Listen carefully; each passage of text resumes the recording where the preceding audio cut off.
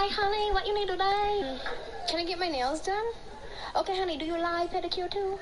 No, just my nails. Honey, why you don't like pedicure? Any regrets? Yes, I do. Yes.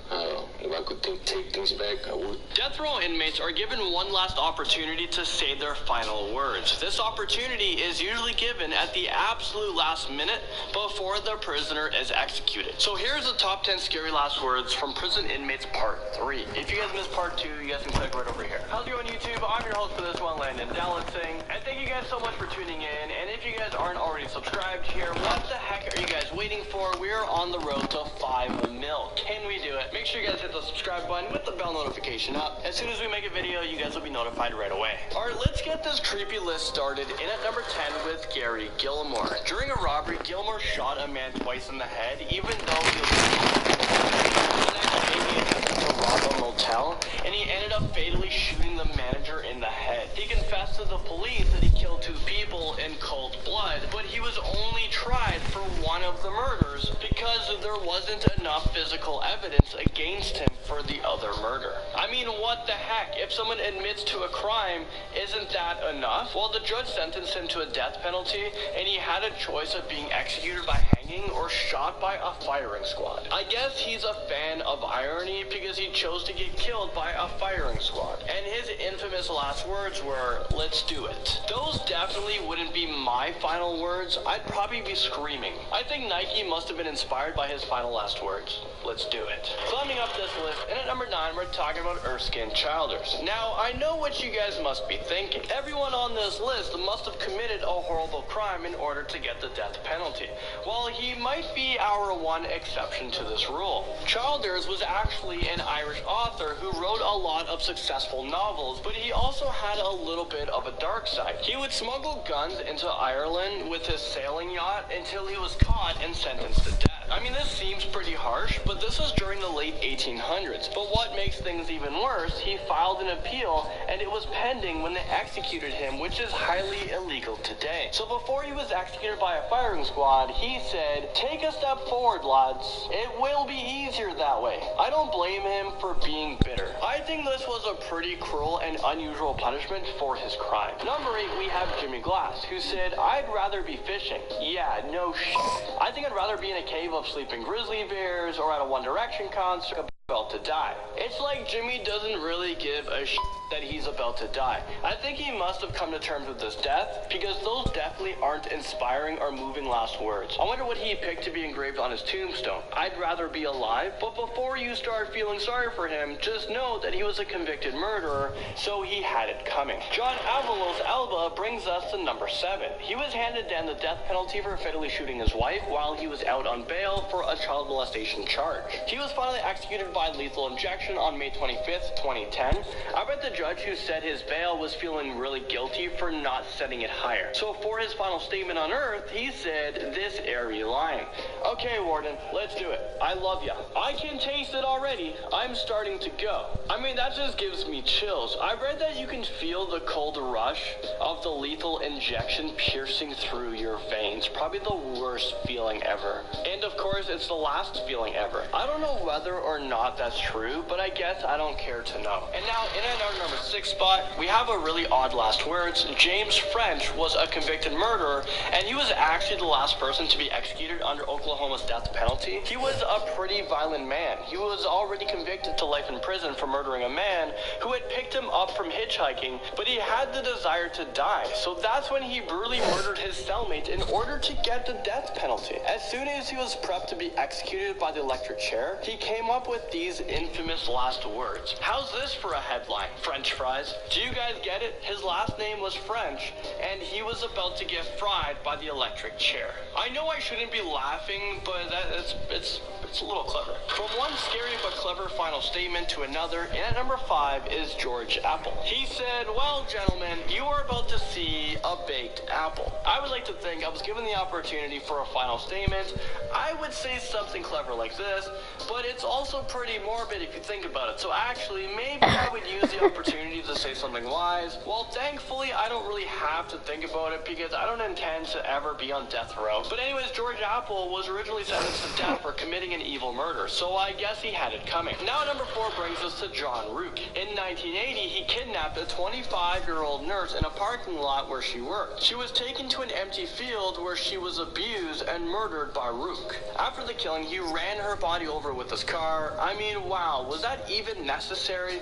After he was sentenced to death, he made several appeals, but they all failed. So on the day of his execution, he said, "Freedom! Freedom at last! It's been a good one. Well, I hope you enjoy your freedom, and I'm glad you won't be able to hurt anyone ever again." Tory Twain McNabb takes us to number 3 on our list. He was executed by lethal injection for killing a police officer back in 1997. His lawyers attempted to make an appeal stating that the state's execution methods was cruel and unusual, but the judge was pretty firm and declined their appeals. So during his final minutes, he said, "Mom, sis, look at my eyes. I got no tears.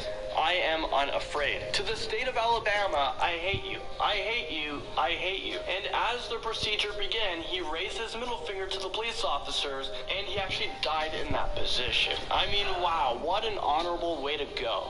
Not. And now number 2 is Carlos Fernandez. During a heated argument with his girlfriend, I want to die with my middle finger up. And stabbed her 3-year-old son. I mean, whoa, talk about anger management issues. And he also stabbed his girlfriend 30 times.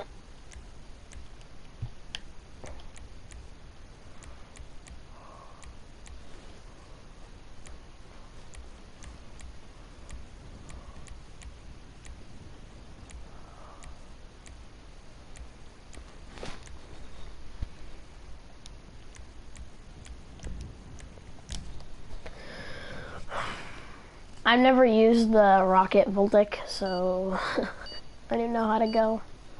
I don't know how to boost it.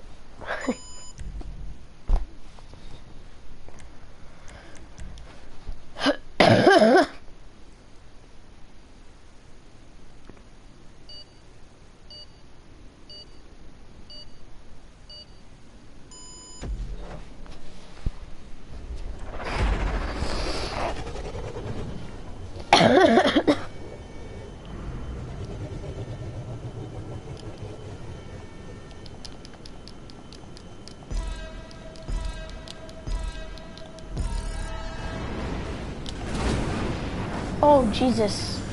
So that's how you use it.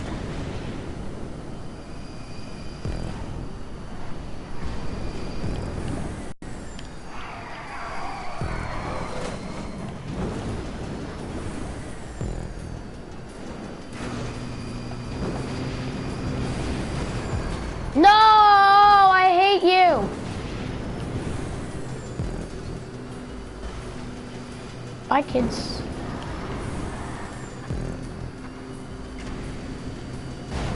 I actually hate stunt racing. I barely ever do it. Here I come to save the day. No! No! Dang it!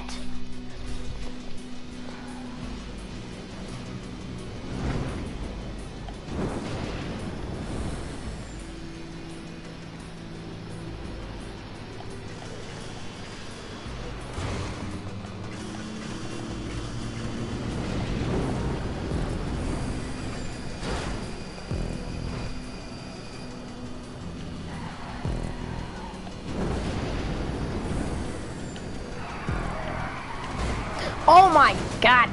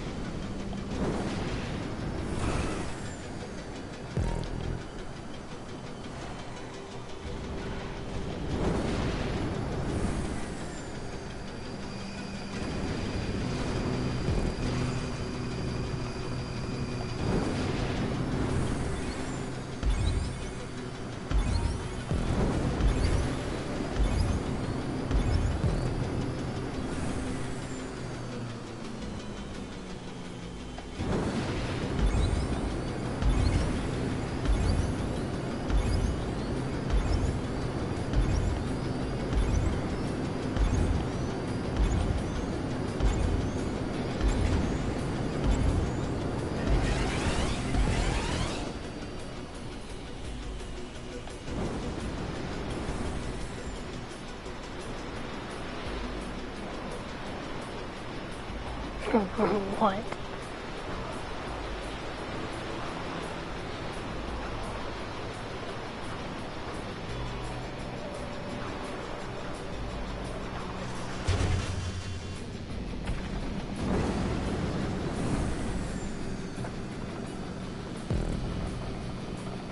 I'm gonna finish second. Aha! Second, baby.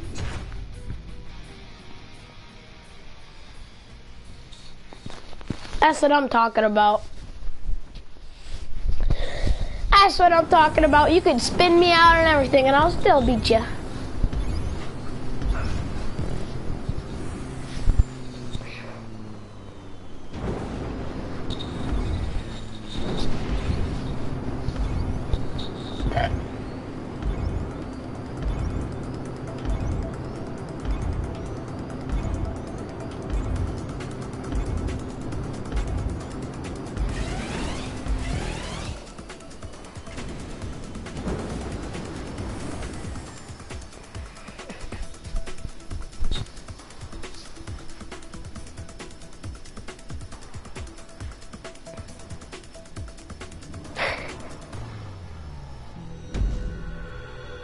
Oh yeah.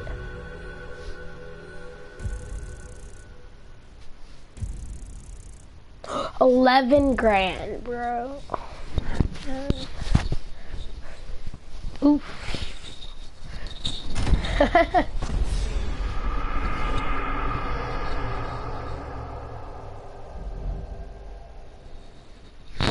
That's fun.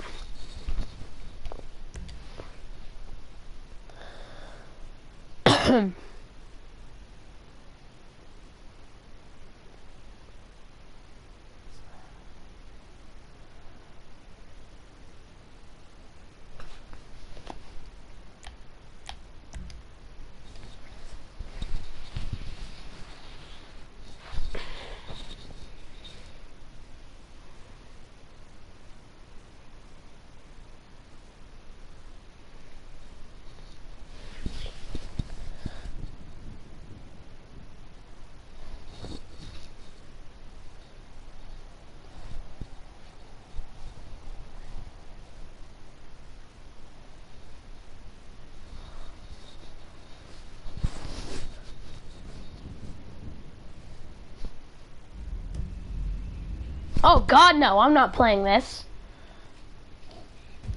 How do I leave?